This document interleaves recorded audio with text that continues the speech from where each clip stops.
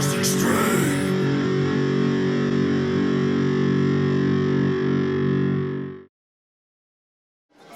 funny story on this last run. We had been drinking a lot one day. We had a day off the next day, and I kind of went to bed early because I was pretty tanked, and I hadn't quite passed out yet, and all of a sudden I hear Blower yelling, "Hey, stop it, quit it, what the hell are you doing?"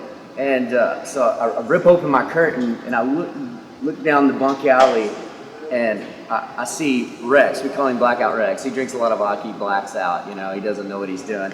And he's just standing in front of Blower's bunk, pissing all over him, just filling it up like he thought it was the bathroom. And Blower was pretty livid about it. And then he just walked back blindly and dove in his bunk and had no recollection of it. And then the next day, Blower had his mattress kind of propped up with a sign on it that said, "Fuck you, Rex." I think Rex actually ended up buying him a new mattress. So. Actually, this was before I was in, I can remember one thing before I was in Hinder, but when I was touring with Hinder back in the day, I used to play in a band called Faction. And we did a big tour with Hinder in '06. It was like a Girls Gone Wild tour. We were in Corpus Christi, and they have this big concrete, I think it's called the Concrete Pavilion or something, I can't remember the name of it, but it's a big venue. There's like 2,000 people there, and we were using monitors, and I walked around to the front of the monitors. I'm rocking out in front of all these people. Instead of turning around, I just backed up and fell and busted my ass in front of all these people. That was the first time I fell on that stage.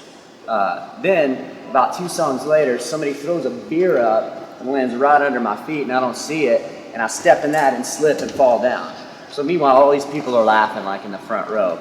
And as if that wasn't bad enough, for the 3rd time, I'm really flustered at this point, and you know, kind of just like, God, I'm ready for this show to be over. So I go out front one more time and somehow forget again that there's a monitor there and back over it and fall down a 3rd time. So that's probably the most embarrassing thing I've ever done on stage. Ironically, that's probably going to have to be Hinder and Revelation Theory. I mean, probably one of the wildest tours we all did was the Girls Gone Wild tour in '06.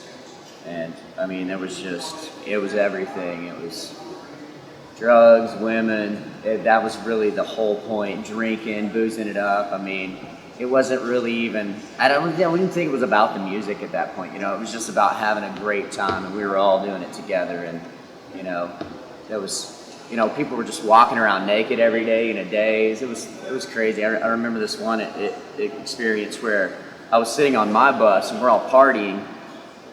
So I think we're smoking out of an apple or something, and Rex again, I'm talking about Rex, Blackout Rex, he just walks on my bus butt-ass naked and sits down, and it's like nothing's wrong, takes the apple, you know, it's taking shots, and we're just like, dude, why are you just naked, you know? And ironically, I wish there would have been more naked women on that tour, you know, but I grew up on a farm, and my dad was pretty handy with a wrench, so I learned a lot about fixing cars. I'm pretty handy. I can, you know, kind of grease monkey it with the best of them. And then when I was in college, I worked at an apartment complex where I learned a lot of stuff. You know, I was constantly fixing sheetrock and changing toilets. So I'm pretty handy around the house too. I mean, I don't know if I'd call that a talent. It's not very glorious. I remember, not to keep bringing up the Girls Gone Wild tour, but there was one time where we had, in Fort Wayne, Indiana, we literally had like a kiddie pool on stage, and there was naked women eating each other out and making out on stage. I mean, that was pretty wild. I think they shut the lights out in the club. I mean, it just kind of got out of hand. But yeah, it kind of started out real friendly, and you know, we at the end of the night we would get all these girls, you know, on stage, and we'd get all the bands on stage, and we'd take shots and kind of do one last big, you know, hoorah. And somehow it just went down, you know, these chicks started making out, and somebody slid up a little pool, and next thing you know, they were in it, and one of them was eating the other one out, and, you know, all these people in the audience were just like, you know, so it's extreme change for me stepping into the frontman role, because I've always sang, and I've kind of done my own thing, you know, in a solo fashion with an acoustic guitar in different places, but that's this is the first time I was ever, actually just in command, with just a mic in my hand and no guitar. So I would really say, like, at first it took me a second to really figure out what to do, because I was always used to having the guitar on. And